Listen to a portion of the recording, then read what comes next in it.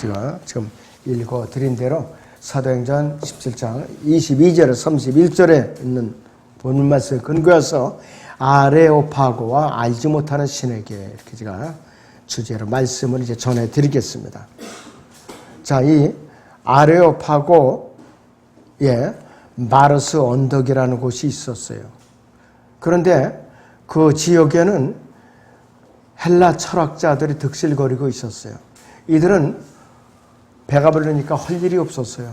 매일같이 뭐 새로운 지식이 없는가, 여기에만 생각이 몰두했던 사람들이에요. 거기에만 관심이 있었어요. 그러니까 뭐 새로운 지식을 얻으면은 뭐 또 다른 새로운 게 없는가, 또 새로운 게 없는가, 그런 것만 이제 그렇게 새로운, 한마디로 새로운 말장이들만 찾아 나선 사람들이에요. 그런데 아르파고에서 이 헬라 철학자들은 사도 바울을 마르스 언덕으로 데리고 가서 네가 말하는 그 새로운 교리가 뭔가 우리에게 말해줄 수 없느냐, 그렇게 물어봤던 거예요. 근데 이들이 겸손한 마음으로 접근했으면 좋았는데 그렇지 못했던 거예요. 그러나 이들이 구원을 못 받은 거예요. 일부만 구원을 받았어요. 일부만. 자, 그러면은 이 알지 못하는 신은 누구인가? 결론적으로 말하면 예수 그리스도인데, 이 사람들은 그냥 모르니까 알지 못하는 신에게, 고대 헬라어로 글자로 그렇게 비석을 만들어 놓고 숭배했던 거예요. 근데 결과적으로 하나님께서 복음 전도자 사도 바울을 보내주셨는데도 불구하고 그 소중한 기회를 그들은 그만 활용하지 못하고 영생을 얻는데 기회를 놓쳐버린 거예요. 불쌍한 사람들이에요. 자, 첫째는 알지 못하는 신은 누구인가? 주 예수 그리스도, 바로 그분이에요. 22절, 23절을 다시 보죠. 그러므로 바울이 마르스 언덕 한가운데 서서 말하기를, 아테네 사람들이여, 내가 보니 너희는 매사에 너무나 미신적이니라. 지나다니다가 너희가 섬기는 대상을 보았는데 알지 못하는 신에게라고 새겨놓은 제단도 있었노라.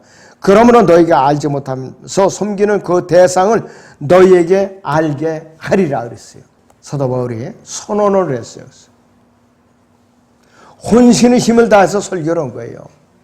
그래서 본문 21절부터 31절까지 핵심적으로 쏟아 부었어요, 이들한테. 그런데 이들은 교만 방작이 이를 데 없는 사람들이었어요. 그는 아무리 이 무리들에게 단순히 복음만을 전한 것이 아니에요. 만나는 사람들과 토론을 했어요. 만나는 사람들과. 17절을 보죠.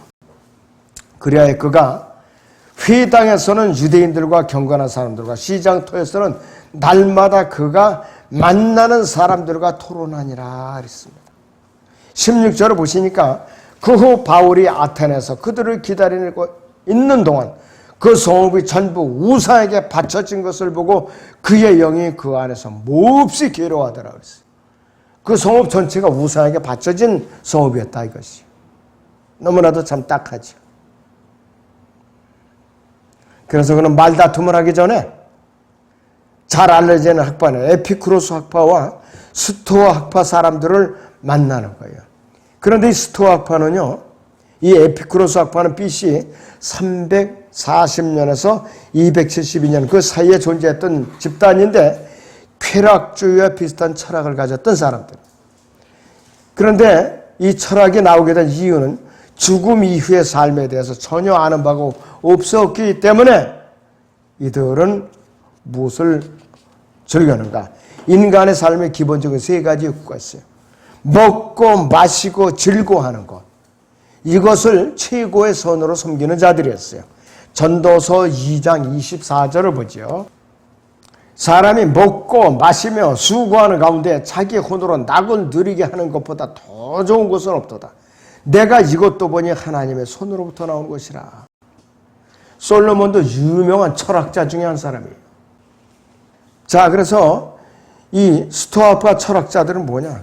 죽음 이후의 삶에 대해서는 전혀 아는 게 없었던 거예요.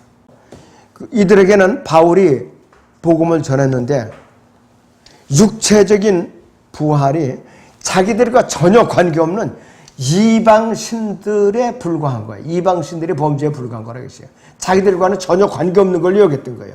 예수 그리스도의 부활에 대해서. 바울은 사람들보다 현명한 하나님의 어리석음을 전하고 있었는데도 불구하고 그랬던 거예요. 헬라인들은 지혜를 구했어요. 하나님이 지혜를 구해야 되는데 세상의 지혜를 구했던 거예요. 그래서 이 헬라 철학자들은 말장이든 아니든 교육받은 이 아테네 철학자들은 구식이 되어버린 진리보다는 새로운 말장이를 찾아 나선 거예요. 오늘은 이런 말장이, 내일은 또 이런 새로운 말장이 그랬던 거예요. 그래서 바울이 나타나니까 뭔가 좀 새로운 것 같은데 자기들이 알 수 없으니까 이 마르스 언덕으로 데리고 가서 새로운 교리를 좀 우리에게 설명해 달라 이렇게 부탁을 했던 거예요. 순수한 마음으로 했으면 이건 문제가 풀리는 건데 요들은 새로운 말장의 말을 듣고 귀를 즐기려고 그러다가 망한 사람들이에요.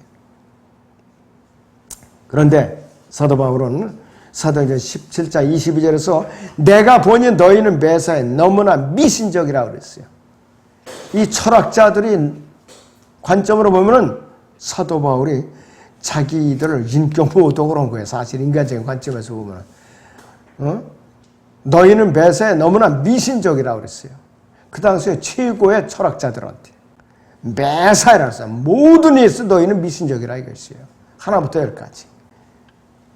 이들은 에피쿠로스 학파와 스토아 학파 철학자들은 종교에 대해서는 말조차 꺼내지도 않았어요. 바리새인들이나 사두개인들처럼 이들은 종교인들 아니에요. 이들은 어디까지나 철학에 대해서는 논쟁하고 있었다 이것이. 그래서 모든 헬라 철학자들과 과학자들은 미신적이다 이것이. 그들 중에 가장 위대한 철학자들 있었죠. 소크라테스나 아리스토텔레스나 플라톤. 이 사람들이 믿었던 거 오직 미신적인 이교도만이 믿을 수 있는 것들이에요. 도저히 인격을 가진 사람들로서는 믿을 수 없는 것들. 우리나라도 이상하게도 정치가들이 미신을 많이 믿어요. 점집을 많이 가요. 이제 선거철이 가까우니까 큰 선거가 가까우니까 점집을 가요. 누구는 여기다 왕자를 이제 새겨갖고 다닌다는데 별 해괴한 소문이 시중에 다 들고 있어요. 어떤 사람은 또 이제 대통령이 되기 위해서 조상비호를 절대농지로 옮겼다. 이런 사람도 있어요. 참 별의별 일이 다 일어나요. 종말은 어디냐? 지옥 가는 거예요. 최고 지리자 해먹었어도. 자, 이들은 사람이 동물에서 나왔다고 믿은 거예요. 원숭이로부터 진화됐다 이거야 한마디로. 진화론자들은 다윈과 헉슬리가 가르친 이것을 믿을 만큼 미신적인 사람들이에요. 미신적인. 그러니까 창조에 대해서는 절대로 믿지 않는 사람들이에요. 창조. 그래서 이 철학자들 일부는 미래의 세계 정부가 이제 부모의 역할을 또 맡아서 이제 하고, 그 다음에 교육받은 기층이 나라를 경영하면은 완벽한 평화의 왕국에 도래할 수 있다. 이렇게 믿는 거예요. 적그리스도 정부의 그게 바로. 근데 지금 이제 사람들 이 코로나를 중심으로 해갖고 자꾸 분위기를 조장하고 있잖아요. 분위기를. 자, 그들은 너무나도 미신적이기 때문에 종교적이라는 그 말에 근처도 못 가는 사람들이에요. 자, 그리고 이들 중 많은 사람들은 이 실제로 우주는 영원하면서도 진화하고 있다고 믿었어요. 우주가 어떻게 진화하고 있어요? 이 우주는 자꾸 쇠퇴하고 퇴락하고 있는 거예요. 근데 진화하고 있다는 거예요. 사람도 진화하고 있고. 성경의 역사는 그렇잖아요. 이 우주는 이제 쇠퇴하고 있잖아요. 근데 반대로 세상은 우주가 진화하고 있다. 이렇게 믿는 거예요. 이거 철학자들의 사상이에요. 자, 사도행전 17장 23절 알지 못하는 신에게라고 했어요. 알지 못하는 자는 라틴어로는 여기서 아그노스토라고 말을 합니다. 즉 불가지론자라는 어원이에요. 아그노스토. 그런데 이것이 영어에서는 이그노어라고 그래요. 이그노어. 알지 못하는 이라는 어원이에요. 그리고 헬라어에서는 여기서 아그노스토인데 이 헉슬리라는 불가지론자는 이 단어를 대중적으로 쓰게 교묘하게 쇠뇌시켜놨어요. 대중들을 쇠뇌시킨 사람이에요. 그래서 이제 자신의 어리석음을 인정하는 세련된 방법이라겠어요. 그래서 헬라인들은 알지 못하는 신을 무지 속에서 숭배했던 거예요. 예수 그리스도를 알지 못하는 가운데 숭배하고 있었던 거예요. 이들은 구체적으로. 그래서 어떤 일이냐. 그분께서 존재할지도 모르기 때문에 어떤 여지를 남겨놓고 비석에다가 알지 못하는 신에게 이렇게 해서 이제 숭배했던 거예요. 거기까지 참 근사치에 왔어요. 그런데 바울의 메시지를 순수하게 받아들여서 구원을 받았는데 비석을 세우는 보람도 없이 이들은 다 지옥으로 가고 말았던 것이. 그래서 알지 못하는 자 다시 용어로 설명해 드리면은 라틴어로는 이고노라무스라고 그래요. 이고노라무스. 헬라어는 아그노스토, 불가지론자. 영어로는 이고노, 알지 못하는 이런 어원의 뜻이 있어요. 자, 두 번째로 알지 못하는 신은 바로 창조주이세요. 우주를 창조하신 분. 본문 사도행전 17장 24절에서 25절을 다시 보죠. 세상과 그 안에 있는 만물을 지으신 하나님은 하늘과 땅의 주시니 그분은 사람의 손으로 만든 성전들에는 계시지 아니하시며 또한 무슨 필요한 것이 있는 것처럼 사람의 손으로 섬김을 받아야 되는 것도 아니시니 이는 그분이 만민에게 생명과 호흡과 만물을 주심이라 그랬어요. 만민에게, 세상 모든 사람들에게 생명과 호흡과 만물을 주심이라 그랬어요. 그래서 헬라 사람들은, 그리스 사람들은 창조에 대해서 다른 이론들을 신봉하고 있었다 이거죠. 다른 이론들. 그래서 진화론을 주장한 것이에요. 자, 바울은 하나님께서 온 우주 만물을 창조하셨을 뿐만 아니라 인간이 지은 성전 안에는 계시지 않는다. 이렇게 알려주고 있어요. 바울은 사도행전 17장 24절에서는 하나님을 그분의 창조와는 분리시킨 분이에요. 인간이 지어놓은 성전 안에, 신전 안에 절대로 계시지 않은 분이에요. 심지어는 솔로몬 지어놓은 성전 안에도 실제로 계시지 않았어요. 그냥 그룹들 사이에 임재하신 분이에요. 구름으로 임재하셨던 분이에요. 그분께서. 그분은 보좌에서 직접적으로 내려오신 분이 아니라 이것이. 그래서 에피쿠로스 학파라는 철학자들은 이 사도 바울의 메시지를 비웃었어요. 비웃었다 이것이. 그런데 스토아 학파에게는 다시 여지가 좀 있었어요. 소크라테스, 아리스토텔레스 추종자들은 대부분이 어떤 사상을 가진 자들이라 유신론자들이에요. 유신론자들. 유신론자 대부분은 과학적 사실을 거부합니다. 왜 그런가? 진화론을 믿니까. 자, 세 번째로는 이 알지 못하는 신은 어떤 존재인가? 통치자예요. 통치자라 이것이. 생명의 통치자예요. 본문 사도행전 17장 26절에서 29절에 기록된 대로 하나님께서는 나라들의 경계를 정하셨어요. 그리고 나라들을 다스려요. 그분께서는. 그리고 이 땅에 사는 사람들이 하나님을 더듬어서 발견하게 해서 개별적으로 복음을 듣고 구원을 받게 하시려고 민족들로, 언어별로 나라의 경계를 정하신 거예요. 언어별로 번역된 성경을 통해서 복음을 듣고 구원받게 나라들의 경계를 정하신 거예요. 그래서 하나님을 가장 대적하고 있는 이 세상 나라 중에 대표적인 나라가 어디가? 중공회에 바로. 자기들이 강제로 소수민족들의 경계를 허물고 빼앗아가지고서 이들을 갖다 학대하고 그리스도인들을 억압하고 죽이고 학살하고 있어요. 하나님께서 중공회에 대한 심판은 상상을 초월하게 크게 내리실 거예요. 그래서 인종 통합주의자들이 추구하는 최종 목표는 뭐냐? 국제연합을 지배하게 될 최고의 권력자 적그리스도를 이제 무대를 조성하고 있는 일이에요. 적그리스도. 그걸 준비하고 있는 것이라고 했어요. 그래서 이 요한계시록 11장부터 이 13장이 적그리스도의 무대를 준비하는 장이에요. 바로 이 사도행전 17장 26절 29절의 분리는 뭐냐? 인종차별을 말하고 있는 것이죠. 인종차별. 그래서 이 문맥적으로 볼 때에 한 조상과는 전혀 관계가 없어요. 자, 인류가 자유주의자, 오늘날의 자유주의자들은 인류가 한 사람에게서 시작했다는 것을 믿질 않아요. 아담에게서 시작됐잖아요. 우리는 한 피를 이어받은 사람들이라 이것이. 그래서 그들은 인류가 아담에게서 나온 것을 믿지 않는다 이것이. 자, 여기 다시 보면 하나님께서 인류의 모든 족속 한 피로 만드시오 그랬어요.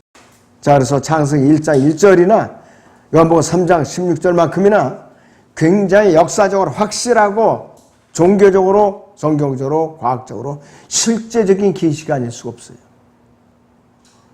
27절에서는 주를 찾게 하려 함이라고 그랬어요. 그래서 하나님께서 아담의 아들들을 분리시킨 이유가 뭐냐? 그들이 어떻게 했느냐? 이제 더듬어서 언어별로 주님을 이제 하나님을 찾게 하게 이제 구원받게 만드신 거예요. 그래서 이 인간이 사람들이 지극히 높은 곳에 계신 하나님께 영광을 돌리지 않냐고 땅 위의 평화를 위해서 왕국을 건설하려고 애쓰는 자들이에요. 하나님께서 증오하세요. 만약에 앞으로 적그리스도 정부가 들어섰잖아요. 그러면 그때 이제 본격적으로 심판하시는데 그것이 대환란이에요. 물론 유대인들을 이제 심판하시면서 하지만은 이것이 궁극적으로 적그리스도의 정부를 파괴시키는 그런 심판이라 이것이고. 자, 그런데 이 하나님께서는 앞으로 세상에 이제 하나를 연합할 때 그때에 하나님께서 크게 역사하시는데 뭘로 역사하시나? 전쟁으로 역사하시나. 요한계시록 6장에 나오는 전쟁이 있죠. 14장에 나오는 전쟁이 있죠. 16장에 나오는 전쟁, 19장에 나오는 전쟁이 있죠. 큰 전쟁이 앞으로 준비하고 있다 이것이. 하나님께 주시는 선물이라 이것이 바로. 사도행전 17장 28절 우리는 그분 안에서 살고 움직이며 존재하는 이라고 했어요. 우리는 그분 안에서 살고 움직이며 존재하는 이라고 했어요. 즉 성령님께서 알고 계신 유일한 범신론인데 그리스도인은 육신 안에서 행하지만은 육신 안에 있지는 않아요. 우리는. 무슨 소리냐? 고린도후서 10장 3절을 보죠. 이는 우리가 육신 안에서 행하지만 육신을 따라 싸우지는 아니하매니 그랬습니다. 육신 안에서 행하지만은요. 육신 안에 있지는 않다. 로마서 8장 9절을 보죠. 그러나 하나님의 영이 너희 안에 거하시면 너희가 육신 안에 있지 아니하고 성령 안에 있나니 이제 누구든지 그리스도의 영 없으면 그의 사람이 아니니라. 그리스도의 성령이 없으면 구원받은 자가 아니라는 뜻이에요. 이것이 바로. 반대로 구원받지 않은 사람은요. 육신 안에 있는 사람이고 자신의 죄들 가운데 사는 사람들이에요. 로마서 8장 8절에 그러므로 육신 안에 있는 자들은 하나님을 기쁘시게 할 수 없느니라 그랬어요. 구원받지 못한 자들. 자, 그런데 자신의 죄들에 갇혀있는 마귀의 자녀들이에요. 허물과 죄들 가운데 빠져있는 자들이라 이거예요. 에베소 2장에 있는 대로.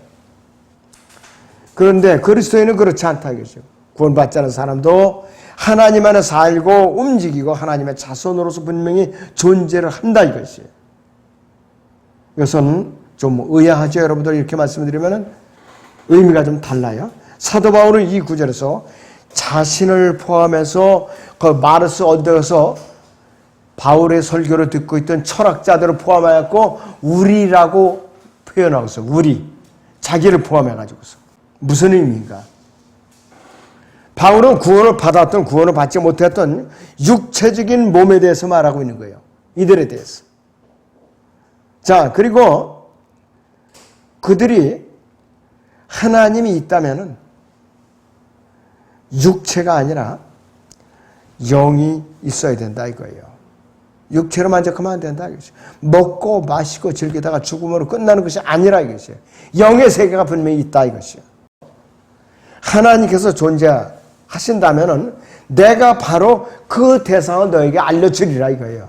그 알지 못하는 대상이 누구냐? 바로 너희를 위해서 갈보리 십자가에서 성경대로 죽으시고 장사되셨다가 성경대로 셋째 날에 살아나신 바로 주 예수 그리스도, 그분이 바로 알지 못하는 신이라 이거예요. 바로 그거를 소개해 주기 위해서 지금 역설하고 있는 것이. 자, 그래서 그분께 창조한 물질 세계는 바로 인간의 호흡을 주장하시는 바로 그분이라 이것이. 그런데 너희는 보니까 너무나도 미신적이더라. 응? 그걸 떨쳐버리고 마음을 열고 알지 못하는 신이 무엇인지 내가 이렇게 설명해 준 것을 겸손하게 받아들이고 구원을 받으라, 이 뜻이에요 바로. 그래서 세상과 그 안에 있는 만물을 지으신 하나님이고, 하나님 또 사람의 손, 생명과 호흡, 그 다음에 한 피, 지면에 친히 선정하신 사람, 이렇게 표현하고 있어요. 바울이 우리가 하나님의 자손이라면 이렇게 말하고 있는데, 바울 자신도 소망도 없고 세상에서 하나님도 없는 구원받지 않은 청중들과 그 철학자들과 함께 분류를 한 것이. 이 사도 바울이 그 순간에 그 철학자들의 청중들과 함께 할 수 있는 유일한 한 가지 길이 있어요. 그건 뭐냐? 예수 그리스도의 피, 그거 한 가지 외에는 그들과 이렇게 호흡을 할 수가 없었던 거예요. 바로 그 예수 그리스도의 피를 주장한 거예요. 그 피를 너희들이 받아들이면 혼의 구속을 받고 영으로 거듭, 하나님의 영으로 거듭나서 너희가 바로 하나님의 생명체에 오르게 되고 하나님의 자손으로 다시 태어날 수 있다, 그 뜻이에요. 근데 이 철학자들이 알아들 수가 없었던 거예요. 이방인 신들의 하나로 예수님을 여겼기 때문에 이들은 귀에 안 들어온 거예요. 그러니까 말장에 말에 불과한 거로 자꾸 들리는 거예요. 안타깝게도. 네 번째로 알지 못하는 신은 바로 구세주라 이거예요. 구세주. 자, 사도행전 17장 30절을 봅니다. 이 무지의 때에는 하나님께서 눈 감아 주셨으나 이제는 어디에 살고 있는 어떤 사람에게도 회개하라고 명령하고 계시니라고 그랬어요. 그 당시에 사도 바울 당시에 찬란했던 이 그리스 헬라 문화를 알지 못하던 시대라고 무시해버려요. 이 무지의 시대라고 그래요. 사도 바울이 아주 묵살을 시켜버려요. 철학자들이 문화, 지식과 문화를 아주 그냥 무시해버리고 묵살을 해버려요. 헬라 철학자는 모든 지혜와 문화로서는 하나님을 발견하는데 완전히 실패했다는 뜻이에요. 발견할 수가 없어요, 이들은. 그래서 결론적으로 뭐냐? 어디에 살고 있는 어떤 사람에게도 회개하라고 명령하신다 이거예요. 회개하라고. 누구든지 하나님이 명령에 순종하며 용서를 하시고 영원한 생명을 주시며 것이고 알지 못하는 신이 바로 너희의 구세주다 이거예요. 바로 그렇게 역설적으로 설교를 하고 있는 것이. 자, 뿐만 아니라 자, 다섯 번째로 이 알지 못하는 신은 바로 심판주의다 이거예요. 심판주. 자, 31절 보시면 이는 하나님께서 친히 선정하신 그 사람으로 하여금 의로 세상을 심판하실 한 날을 정해놓으시고 그를 죽은 자들로부터 살리시어 모든 사람에게 확신해 주셨음이라고 하니라 그랬어요. 갈보리 십자가에서 성경대로 죽으시고 장사된 셋째 날에 살아나서 부활을 하게 하시소 심판의 한 날을 정해놓으셨다 이것이. 자, 아테네 사람들이 가지고 있던 문제는 물리적인 것인데 철학자로서 가장 성경적으로 가장 위대했던 철학자가 누구냐? 솔로몬이에요. 솔로몬. 솔로몬은 어떤 사람이냐? 실존주의자예요. 실용주의자, 사실주의자, 이상주의자, 회의주의, 불가지론자, 유신론자, 이신론자, 범신론자, 쾌락주의자, 스토아고. 왜 쾌락주의자냐? 왕비가 300명이에요. 후궁이 700명이에요. 그러니까 쾌락주의자죠. 스토아주의자였고 논리적 긍정주의자였고 염세주의자, 모든 것을 다 섭렵한 사람이에요. 그리고 나서 솔로몬이 내린 결론이 있어요. 전도서 보죠. 전도서 12장 13절에서 14절을 보죠. 전체 일의 결론을 들을지니 하나님을 두려워하고 그의 계명들을 지키라. 이것이 사람의 모든 의미. 이는 하나님께서 선이든 악이든 모든 행위와 모든 은밀한 것들을 심판하실 것입니다. 이게 유명한 철학자였던 솔로몬의 결론이에요. 바로 하나님을 두려워하고 그분의 계명들을 지키라 이거예요. 바울도 설교 도중에 결론을 내리고 있어요. 결론을. 그것이 바로 사도행전 17장 31절에 바로 이는 하나님께서 친히 선정하신 그 사람을 하여금 의로 세상을 심판하실 한 날을 정해놓으시고 그를 죽은 자로부터 살리시어 모든 사람에게 확신을 주셨음을 이라고 하니라 그랬어요. 한 날은 언제냐? 백보자 심판을 말하는 것이. 백보자 심판을 말하는 것이. 그러니까 이 심판주이신 예수 그리스도, 이 알지 못하는 신에게라는 이 바로 예수 그리스도께서는 죄 없이 실제적으로 육체로 살았던 사람이신 예수 그리스도예요. 바로 그분이. 디모데 전서 2장 5절을 보죠. 하나님은 한 분이시오. 하나님과 사람 사이의 중보자도 한 분이시니 그 사람이신 그리스도 예수시라고 그랬어요. 하나님과 사람 사이의 중보자예요. 하늘과 이 세상의 사닥다리라 이것이. 예수 그리스도께서 마지막 때에 백보자 심판은 심판주가 됐을 것이라고 모든 사람에게 확신을 주신 분 바로 하나님이시요. 이 세상에 온갖 신들이 많이 있어요. 근데 하나님께서 부르시는 신들이 있었어요. 하나님은 일부가 하나님을 대적했었죠. 하나님의 아들들. 지금 이들은 깊은 지하에 타타르스에 갇혀 있어요. 이들은 언제 나타날 수 있느냐? 이들이 유일하게 나타날 수 있는 때는 백보자 심판사에서 그리스도인들 앞에서 심판받기 위해서 나타나는 거예요. 그전에는 나타날 수가 없어요. 사람이 죽으면 혼백에 떠돈다. 구천에 떠돈다. 9가지 하늘에 떠돈다. 이 습발과 거짓말이에요. 속으면 안 됩니다. 사람의 아들, 인자로서 이 세상에 오신 분은 인간으로서 모든 시험과 고통을 다 겪으신 분이에요. 그러니까 우리를 이제 위해서 중보하실 수 있는 유일한 분이라 이것이. 이 세상에 어떠한 철학자, 교육받은 사람들에게 자문을 구한 적도 없어요. 그분은. 왜? 하나님이시기 때문에. 또 앞으로도 그럴 필요가 없는 분이에요. 자, 그래서 성경은 예수 그리스도의 날에 대해서 우리에게 알려주고 있어요. 어제 성경 공부 시간에도 말씀을 드렸는데 빌립보서 1장 6절을 보죠. 우리가 이것을 확신하노니 너희 안에서 선한 일을 시작하신 그분께서 예수 그리스도의 날까지 그 일을 완성하시리라 그랬어요. 예수 그리스도의 날, 요 때가 어떻게 표현이 되냐? 그리스도의 심판석이 펼쳐질 때를 말하는 것이에요. 성경에는 8가지의 날들이 있어요. 주의 날을 빌어갖고 그리스도의 날, 주 예수의 날, 하나님의 진노의 날 이런 식으로 해갖고 8가지 날이 있어요. 8가지. 그래서 정리해 7가지를 했다가 요거 또 발견이 돼가지고 8가지를 이제 분류가 앞으로 될 거예요. 이제 앞으로 그 교재에 여기 같이 포함돼서 나올 거예요. 그러나 성도 안에서 행하진 선한 일들이 마침표를 찍게 돼요. 그리스도의 심판석이 펼쳐지면은 우리가 모든 것을 다 불러서 심판을 받게 된다 이것이. 주의 날은 큰 환난, 대환난 끝에서부터 천년, 지상, 천년왕국 끝까지를 포함한 기간이에요. 그리스도의 날은 예수 그리스도의 심판석에서 이제 벌어질 일들과 관련이 되는 거예요. 그리고 주 예수의 날은 그리스도의 심판석 이후에 상급과 연관이 되어 있어요. 우리 주 예수 그리스도의 날은 뭐냐? 고린도서 1장 8절인 대로 우리 주 예수 그리스도의 날, 참 길죠 단어가.